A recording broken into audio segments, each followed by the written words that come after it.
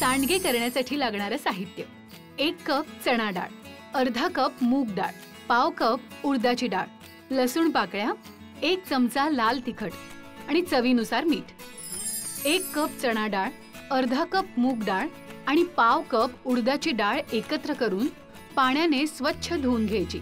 नंतर 5 ते 6 तास किंवा रात्रभर भिजत घालून उत्तम भिजलेली आणि पाणी निथळून घेतलेली डाळ लसूण घालून पाट्यावर वाटून घ्यायची किंवा मिक्सरमध्ये फिरवायची.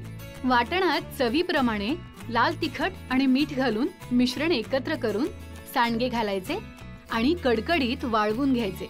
अशा प्रकारे झाले आपले झटपट सांडगे तयार.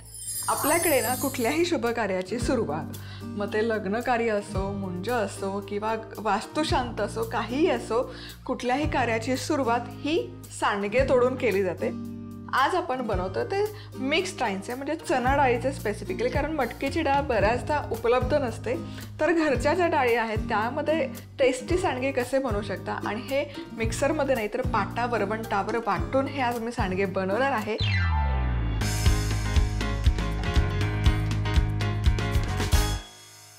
सुरुवात करूयात.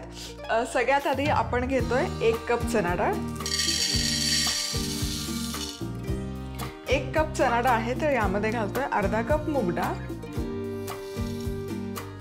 आणि पाव कप उडदाची डाळ, अगदी थोडी. या डाळी मिक्स करूयात. पाणी घालायचं आणि डाळी आहे ना आपण छानपैकी स्वच्छ धुवून घेणार आहोत 3 ते 4 वेळा.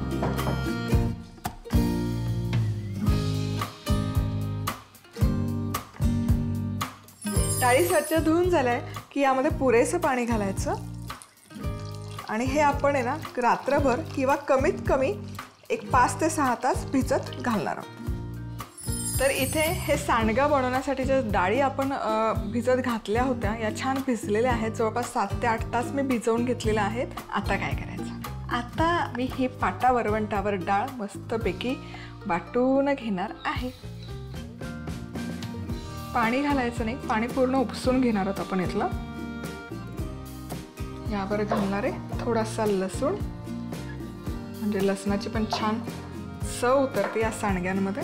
आणि आता हे छान वाटून घेऊ.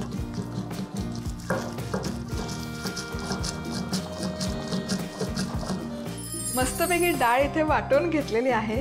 काय मजा येते माहिती आहे पाटा वरवंटावर काम करायला. आता यामध्ये घालूयात लाल तिखट.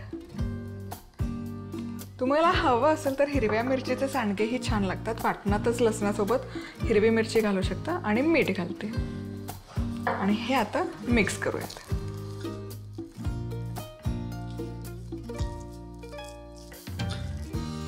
मिश्रण तयार आहे. आता जेव्हा शुभ कार्यासाठी सांडगे बनवले जातात तेव्हा आहे ना पान सुपारी, म्हणजे गणपतीची थोडक्यात पूजा केली जाते आणि त्यानंतर सांडगे तोडले जातात. पण सांडगे तोडण्यापूर्वी ना हे असे एक लंबुळकी आकार केले जातात. त्याला 5 पांडव असं म्हटलं जातं.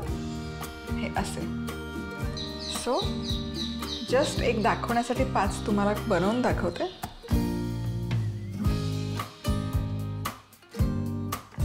सो हे झाले 5 पांडव. आता तोडूयात सांडगे, जे मला प्रचंड आवडतात. सो हे हातात खूप सारं मिश्रण घ्यायचं आणि याचे असे छोटे छोटे सांडगे तोडून घ्यायचे.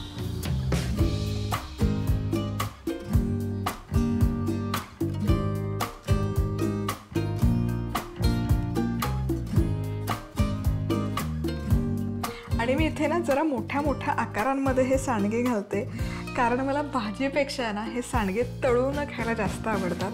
कारण हे वाळले की आणखी याचा आकार लहान होतो, श्रिंक होतात ते. त्यामुळे थोडेसे मोठे घालते, म्हणजे मग तळून कुडूम कुडूम खायला जबरदस्त लागतात. सांडगे तोडून झालेले आहेत. आता हा पाट उचलायचा आणि उन्हामध्ये ठेवायचा. 2 ते 3 दिवसात कडकडीतच सुकतात. आत्ता जरी हे मोठे मोठे वाटले तरी हे जेव्हा सुकतात तेव्हा बारीक होतात आणि जेव्हा भाजी बनवतो तेव्हा पुन्हा फुलतात. कडकडीत वाळले की वर्षभरासाठी स्टोअर करू शकता.